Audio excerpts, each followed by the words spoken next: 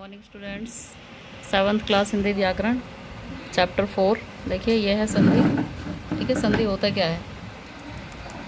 दो शब्दों को मिला करके एक जब नया शब्द बनता है तो हम उसको संधि कहते हैं। जैसे हिम जमा आलय अर्थात हो गया हिमालय, ये हमारा हो गया संधि।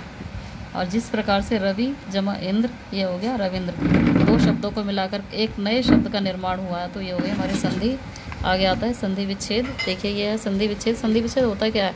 जिस प्रकार से हमने दो शब्दों को मिलाकर के एक शब्द बनाया था वो संधि बन गया था, इसी प्रकार से जब एक शब्द को हम दो भागों में विभाजित करते हैं तो वो होता है संधि विच्छेद। जैसे ये हिमालय है, इसको हम यदि हमने दो भागों में बांटा तो ये हो गया हिम जमा आलय अर्थात हो गया हिमालय। अब ये वाला जो भाग है इसका, जो दो शब्द एक साथ मिले हुए हैं, ये हो गया हमारा संधि। और जब हमने इसको दो भागों में विभाजित करके लिख दिया तो ये हो गया हमारा संधि विच्छेद।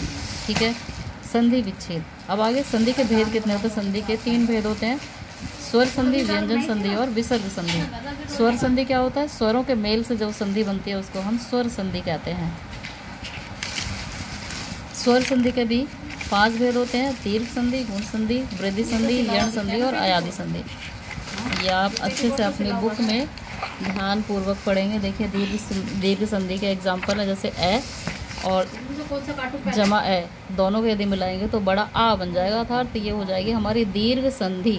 आ का जब हम उच्चारण करते हैं तो थोड़ा समय लगता है हमें। ठीक है, तो जिसमें हमें उच्चारण करने में समय लगे वही दीर्घ होती है। दीर्घ मीन्स होता है बहुत टाइम लगता है। अब इसके बाद आता है गुण संधि।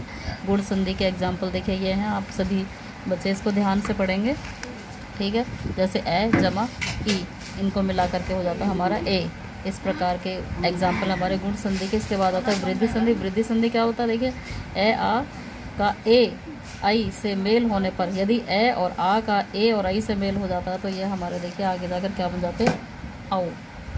ए ओ और औ से मेल होने पर औ बन जाता है। ठीक है, और ए और आई से मेल, आई के मेल पर हमारा बनता था आई। अब आता है हमारा वृद्धि संधि।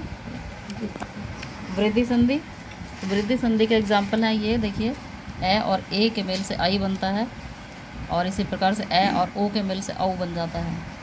इसके बाद आता है हमारा यण संधि।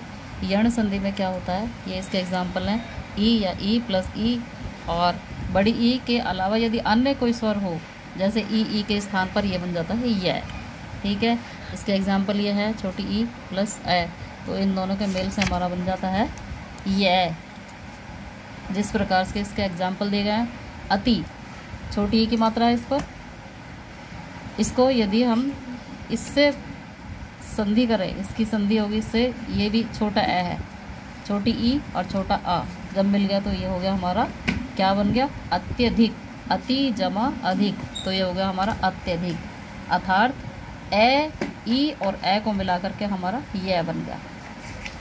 इस प्रकार से आगे आता है अयादि संधि। अयादि संधि क्या होता है? देखिए जैसे ये थोड़ा सा ए आई ओ औ का मेल किसी स्वर के साथ होने पर उनके क्रमशः आय आय अब या आव हो जाता है। जैसे शे प्लस अन तो क्या बन गया? शयन।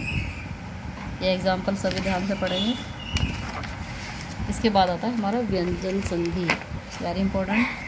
व्यंजन संधि होता क्या है? जिस प्रकार स्वरों के मेल से स्वर संधि बन रही थी उसी प्रकार से व्यंजनों के मेल से व्यंजन संधि बनती है। हमारी वर्णमाला में ए से लेकर और ग ज्ञानी तक अक्षर होते हैं। ऐसे अह तक जो होते हैं वो हमारे स्वर होते हैं, और इसके बाद में क से लेकर ग ज्ञानी तक जो होते हैं हमारे व्यंजन होते हैं। यदि इन्हीं व्यंजनों को मिलाकर के कोई संधि बनती है तो हमारी व्यंजन संधि कहलाती है। जैसे क, अब मैंने क को क क्यों बोला? क, यदि हम क बोलेंगे तो क के साथ में हमारा ए प्लस हो जाता है, ए हमारा जुड़ जाता है स्वर उसके साथ में। अगर हम किसी भी व्यंजन से स्वर को अलग कर देंगे तो उसका उच्चारण, प्रोनाउंसिएशन उसका अलग हो जाता है। जैसे क बोलेंगे इसको, इसके नीचे ये हलंत लगा हुआ छोटा सा कोमा दिख रहा है ये, तो ये हलंत है। इसका मतलब है इससे हमने इसके साथ जो हमारा स्वर मिला हुआ था उसको हमने अलग कर दिया, इसीलिए ये हो गया क। क जमा द, तो ये बन गया ग। ये हो गई हमारी व्यंजन संधि। इसके उदाहरण आगे देखिए, जैसे वाक जमा दान, तो क्या हो गया? ये देखिए ये हो गया वागदान। समझ में आया? ये सारे एग्जाम्पल आप ध्यान से पढ़ेंगे। सारे व्यंजन संधि के उदाहरण है ये। आगे आते हैं हमारी विसर्ग संधि।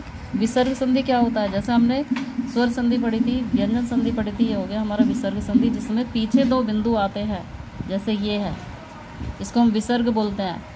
तो जब दो बिंदु आए और उसकी हमें संधि करनी हो तो उसको विसर्ग संधि बोलते हैं। जैसे नि जमा वा, तो ये हो गया निर्वात, नि जमा धन, ये हो गया निर्धन। ठीक है,